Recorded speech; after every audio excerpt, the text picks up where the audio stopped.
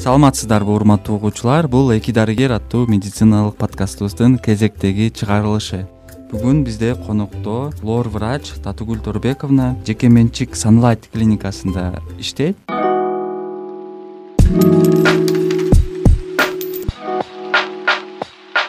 Сөзүбүздүн башында лор деген кесип жөнүндө айтып берсеңиз. Бизде кыргыз элинде жөнөкөй адамдардын ичинде лор врач деп аталабыз. Узуну айтылганда оториноларинголог деп аталат. Бул латын тилинен алынган сөздөрдүн кыскартылган мааниси. Лордо ларингсы бул деген кекиртек деген, кыргызча которгондо отос бул кулак, ринос бул мурун. Ошон үчүн кулак мурун тамак оорулары деп аталганда, кулак мурун ооруларын, тамак ооруларын диагностикалап дарылоо бул лор врачтын кесиби. Кийинки суроону берип кетсем, ошол сиздин кесибиңиз боюнча акыркы жылдарда кандай оорулар көбөйдү? Бул экология өзгөргөнүнө байланыштуу, дагы мындай иммунитетибиздин төмөндөп барышына байланыштуу. Да, бул чоң актуалдуу тема. Лор органдарын оорусу абдан көп кезиккендиктен акыркы жылдары көбөйүү пайда болду. Себеп дегенде биздин машиналардын көптүгү, экологиянын начарлашы, акыркы мезгилдеги ковид вирус оорусунан кийин бизге лор органдардын күчөп, өнөкөттүү болуп, ал оорулар күчөгөндүгү байкалып турат. Көбүнчөсүн грипп оорулардан кийинки, анда коронавирустан башка да грипп оорулары бар да, ошолордун кесепетинен, адамдардын шалакылыгынан ошондой оорулар көп кездешет да биздечи. Балдар арасында, чоңдор арасында абдан көп статистика бар бизде. Айтып калдыңыз мына ковид оорусу деп, ошол боюнча суроо бергим келип турат. Кээ бирлери мисалы үчүн ооруп калса, грипп, балким ПЦРде деле карап атышат, мисалы үчүн тест отрицательный болуп атат, анан кийин простуда же болбосо грипп менен ооруган болсо, обонянияларын жоготуп жиберип атышат да. 10 күнбү, 2 жума, 1 ай депчи. Бул эмне менен байланыштуу? Буга чейин грипп менен ооруганда андай болгон эмес эле да, мен билишим боюнча. Бул вирус бизге жаңы вирус болгондуктан аягына чейин изилденип бүтө элек. Ашып кетсе 1 жыл болду жашына коронавирустун. Ошондуктан бул вирусту жыт билүү нервти поражать этпейт. Мунун только жыт билүү нейрондордун жанындагы вспомогательный кошумча бир нервке кошумча бере турган атайы бир клеткаларга окшобогон өзүнчө жардамчы, мындай кыргызча жөнөкөй тил менен айтылганда, ошол нейрондордун өзүнүн жанындагы, мындайча айтканда, канаттарыбы, таяныштарыбы ошолор өзгөчө сезгенет дагы. Ошондуктан обоняние жоголот да. Гриппте деле, башка вируста деле мындай болгон, бирок эрте ордуна келген да. Азыр коронавирустун өзгөчөлүгү ошол, баягы биз тромбоз деп атпайбызбы, кандын коюланышы депчи. Ошолордун кесепетинен ушундай нейрондордун жанындагы вспомогательный клеткалардын поражение болгондуктан, сезгенгендиктен, ошон үчүн сезгенүү жоголат да, жыт билүү. Бирок бир өзүнүн өзгөчөлүгү бар. Нейрондор соогалгандыктан бул процесс ордуна келет. Бирок убактылуу нерсе да булчу. Ар кимдики ар кандай. Ошол жыт билүү органдардын сезгенүүсү бир чети жакшы. Бул коронавирустун жеңил формасы болуп эсептелинет да. Кээ бирөөнүкүн эми ар ким адамдын иммунитетине, өзүнүн состояниясына байланыштуу болгондуктан 2 жумадан 6 айга чейин ордуна келиши мүмкүн. Демек, эч кандай дары дармекти ичсе, колдонсо жок, кереги жок. Бул өзү ордуна келет бара-бара. Жооңузга чоң рахмат. Мен дагы ошол лорго байланыштуу эң актуалдуу диагноз боюнча сурап кетейин дедим эле да. Гайморит тууралуу айтып бере аласыз? Себеби көбүнчө элдер баягы лор врачка кайрылганда гайморитин деп эле жалпы айтып кое берет да. Ошол гайморит деген эмне өзү? Ошол дарыланабы же өнөкөт болуп калабы, айтып кетсеңиз суранчы. Бул гайморит оорусу биздин лор органдары көп процентин ээлегендиктен муну айтып отурса аябай чоң тема да. Бир күн кечсе сүйлөшсө болот. Ошон үчүн бул кыскача айтсам, бул мурундун ичиндеги баш сөөктөгү көңдөйлөрүнүн бир гайморова пазуха деп коебуз. Ошол көңдөйчөнүн сезгенүүсү болуп эсептелинет. Эл арасында аябай көп кездешет. Кичинекей балдар болобу, чоң кишилер болобу. Бирок мурду бүтүп калса эле баары гайморит болуп калдым деген жаңылыштуу да. гаймориттин түрлөрү абдан көп, ириңдүү, ириңи жок, катаральный, пристеночный деп коебуз, анан ошонан өнөкөт, курч деп аталат. Баардык эле гайморит хронический болуп өнөкөт ооруга айланышы мүмкүн эмес, ал миф болуп эсептелинет. Убагында дарылап, врачка кайрылып, жакшы туура диагностикалап, туура дарыласа бул айыгып кетет жакшы. Оорудан кийинкисинде оорубаганга мүмкүнчүлүк бар экен да? Мүмкүнчүлүк бар, бирок бул жерде аябай көп фактор бар да. Мурун ичиндеги тосмолордун кыйшайышы, көңдөйлөрүнүн өзүнүн абалына жараша, мурун ичиндеги кемирчектердин чоңоюп кетиши, полиптер бар, аллергиялык, вазомотордук эң көп да тема. Бул аябай чоң тема. Ошондуктан ошол биринчи причина деп коебуз го, надо найти причину, а потом лечить дегендей белгисин табышыбыз керек. Эмнеден ооруп атат, ошонунчу. Ошондо гана туура дарыласа бул айыгып кете турган нерсе. Полип деп көбүнчө азыр угуп калабыз да, көбүнчө жаш балдарда полип бар экен, алыш керек экен деген суроолор болуп калат да, алыш керекпи же албаш керекпи? Ошол боюнча сиздин көз карашыңыз кандай? Полипти эгер жаш балдарда же чоңдордо мурун көңдөйүндө табылып калса, сөзсүз түрдө алыш керекпи же? Полип деген сөздү бизде эл арасында көп айтышат да, бирок практикабызда аз эле болот. Андай деле аябай көп кездешип турган оорулардын катарына кирбейт. Мурун ичинде кемирчектердин чоңоюп кеткени дагы туура эмес айтышып, полип өсүп кетти деп айтышат. Жакшылап караганда, диагностикалаганда полип азыраак кездешет. Эгер чындап ошо полип биздин, например, компьютерный томография, бирок биз өзүбүз караганда деле мурун ичинен риноскопия кылып караганда деле полиптер кездешет. Бирок ал полипти бул өзү оору, хирургиялык ооруга кошулгандыктан ошон үчүн сөзсүз алыш керек. Муну алмайын койбойт, алмайын болбойт. Бирок азыр кийинки изилдөөлөрдүн баягы заключениясында азыр көпкө чейин кларитромицин деген антибиотик бар, ошо менен 6 айга чейин ичип, анан кийин гормоналдык катай спрейлер бар, ошолорду колдонсо кайра өспөй калат деген дагы изилдөөлөр бар да. Бирок мунун эң основной лечениясы хирургиялык жолда алыш керек сөзсүз.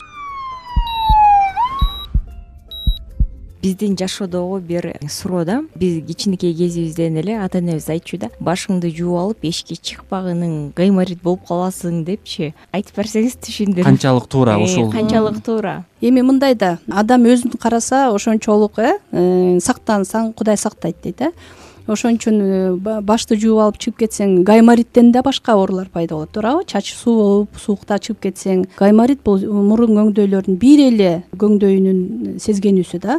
Андан сырткары этмоидит, фронтит деген бар, риниттер бар, ангина, фарингит, кулак оорушу. Даже ошол чыгып кеткен учурда да тамак ооруп калат, Ошонун бар бул провокация кылып, оорутуп күчөтөт да. Обязательно барып гайморит болосуң деген сөз эмес.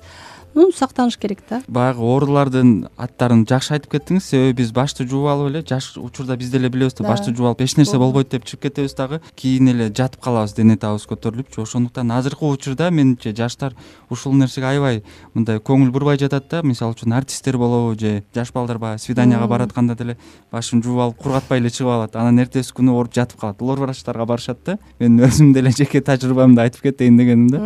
Ошондуктан бул нерсеге абдан маани беришибиз керек деп ойлойм. Көп кездешет бизде жаштардачы. Ата энелер алып келет жетелеп, мына шапка кийбейт, башын жууп алып чыгып кетет, анан кийин ооруп калат. Ал сөзсүз бул провоцировать этет да, бул оорунучу. Анан азыр эле сразу башын жууду, анан эртең гайморит болду деген бул болбогон нерсе. Сактаныш керек да. Ошондуктан жаштар урматтуу, сөзсүз түрдө уккула шапкаларды суукта кийгиле, анан кургатып менимче бир 10-15 мүнөт кургатып андан соң чыгыш керек деп ойлойм да. Андан да көбүрөөк. Себеби чач кургаган менен чачтын түбү, луковицалар баары ным болот. Ошондуктан эрте бир күн мурун жууп кургатып чыккан пайдалуу деп ойлойм. Ушул лор оорулардын алдын алуусун үчүн эмне кылышыбыз керек? Себеби көпчүлүгүбүз баягы ооруйбуз, бирок алдын алуусун билбейбиз да. Ошон үчүн сиздин кеңештериңизди айтып кетсеңиз. Бул эң туура суроо болуп эсептелинет.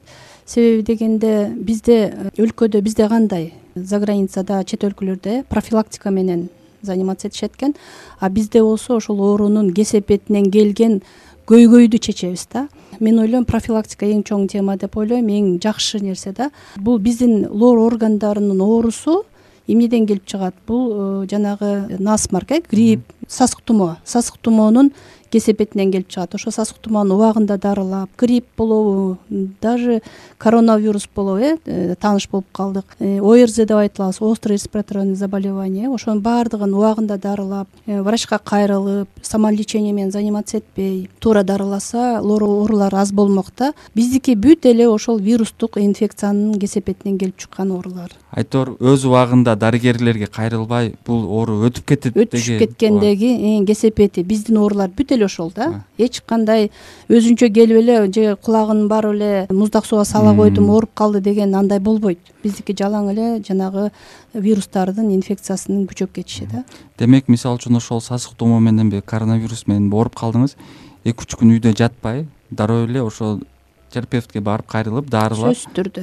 Андан соң баягы бул оорулардын алдын алсаңыз болот деген түшүнүк болуп жатат да анда. Бизде кандай элде барат, ооруп калдым, сразу барып антибиотик ичишет, каалашынча. Биздин аптекалар сата берет, каалаган антибиотикти ичет, иммунитет түшөт, анан дальше кетет да.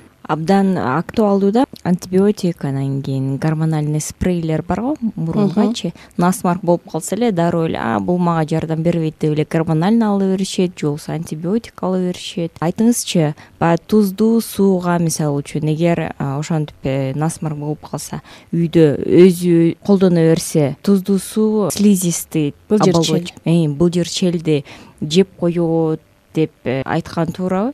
Бул да туура. Бирок мен практикамда кандай кездешет? 1 айлап жуугандар бар, 6 айлап жуугандар бар, алар аябай эле зыян. Ага болбойт. Оору башталганда мен ойлойм, жөн эле 1-2 күнү жылуу суу менен деле мурдун чайкап койсо деле жакшы да. Себеби дегенде вирус эмне каяктан келет? Воротасы мурдун ичинде чылгабык же тамак, тамак глотка деп коебуз, зев. Ошону мен жөн эле айтам да, 1-чи күнү мына билесиңер, насмарк башталды, сасык тумоо башталганда жок дегенде жөн эле жылуу суу менен эле чайкап тургула, 1-2 маал мурдун ичин, тамагын 1-2 жолу, ошондо вирустун нагрузка вирусу аз болот да. Андан кийин оорунун состояниясына, ал акыбалына жараша дарылайбыз. Кээ бирде осложнение болуп кетет го, ошол учурда гной болуп билесиңер да, бактерия чогулганда чимкириктер коюланып, какырык болгондо анда уже антисептиктер менен жууш керек. Туз болот, бирок аларды аз убакытта, 4 күн, 5 күн, бир жума деле көп болуп кетет да, 4-5 күнгө чейин. Эгерде аллергиялык жана вазомотордук болсо, риниттер болсо, мурдун ичиндеги чимкириктер деп коебуз, суюк болсо, прозрачный деп коебуз, ак болсо, анда физрастор менен деле жууса эң жакшы пайдалуу нерсе да. Туз менен абайлаш керек, кургатып коет, канатат, мурдун ичиндеги эң чоң функция бар, мукоцилиарный клиренс деп коет да. Ошонун функциясын бузуп алышат көп элдер, андан аркы последствиясы менен анан өмүр бою кыйналышат. Менимче ушул ыкмаларды сөзсүз түрдө дарыгердин кеңешинен кийин аткарса жакшы болот. Анын ошол оорунун башталышы, стадиясы, кандай состоянияда, выделение деп коебуз, мурдунан чыккан, тамактан какырынган какырыктардын өңүнө жараша, ошого жараша тандап алабыз. Лор дарыгерине кайрылбоо мүмкүнчүлүгү бар экен, эгер сиз башка ооруларыңызды убагында дарыласаңыз. Бирок бардык нерсе ошол биздин кайдыгерликтен келип чыккандыктан ушундай лор деген дарыгерлер бул дүйнөгө менимче тарыхта пайда болушкан. Ошондуктан бүгүнкү биздин маегибизге келип бергениңиз үчүн чоң рахмат. Абдан жакшы маалыматтарды алдык. Чындыгында эле биздин эфирибизге кош келипсиз. Чоң рахмат. Биздин угуучуларыбызга абдан керектүү кеңештерди бердиңиз, мифтерди дагы биз бүгүн өзүбүзгө галочкаларды коюп койдук. Ушинтип биз эки дарыгер аттуу медициналык аудио подкастыбыздын берүүсүнүн аягына чыктык. Келгениңиз үчүн дагы бир жолу чоң рахмат. Саламатта калыңыз. Рахмат сиздерге да, ишиңизге ийгилик.